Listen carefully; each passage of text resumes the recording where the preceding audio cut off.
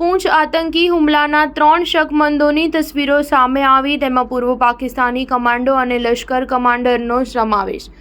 કુલગામમાં ફરી એન્કાઉન્ટર શરૂ। જમ્મુ કાશ્મીરના પૂંછમાં 4 મેના રોજ એરફોર્સના કાફલા પર થયેલા આતંકવાદી હુમલામાં સામેલ 3 શંકાસ્પદ લોકોના નામ અને તસવીરો સામે આવી છે। આ આતંકીઓમાં એક પાકિસ્તાની આર્મીનો પૂર્વ કમાન્ડો ઇલિયાસ ઉર્ફે ફૌજી છે, બીજો લશ્કર કમાન્ડર અબુ હમઝા અને ત્રીજો પાકિસ્તાની આતંકવાદી હદુન છે। આ હુમલામાં એરફોર્સનો એક જવાન શહીદ થયો હતો અને 4 ઘાયલ થયા હતા।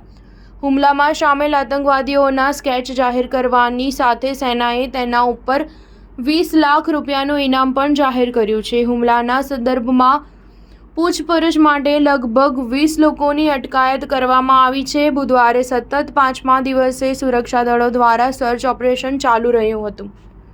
જમ્મુ કાશ્મીરના કુલગામના રેડવાની પાઇન વિસ્તારમાં બુધવારે સુરક્ષા દળો અને આતંકવાદીઓ વચ્ચે ફરી એન્કાઉન્ટર શરૂ થયું છે। આ પહેલા મંગળવારે એન્કાઉન્ટર દરમિયાન સુરક્ષા દળોએ 2 આતંકીઓને ઠાર કર્યા હતા। માર્યા ગયેલા લોકોમાં આતંકવાદી લશ્કરનો ટોપ કમાન્ડર બાસિત ડાર પણ હતો, જેના પર 10 લાખ રૂપિયાનું ઇનામ હતું।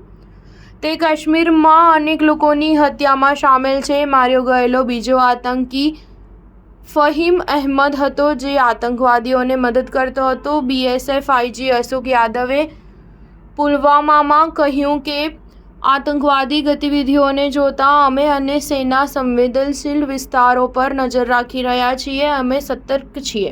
છેલ્લા કેટલાક વર્ષોમાં સુરક્ષા દળો અને કાશ્મીરના લોકો વચ્ચેના સંબંધોમાં સુધારો થયો છે।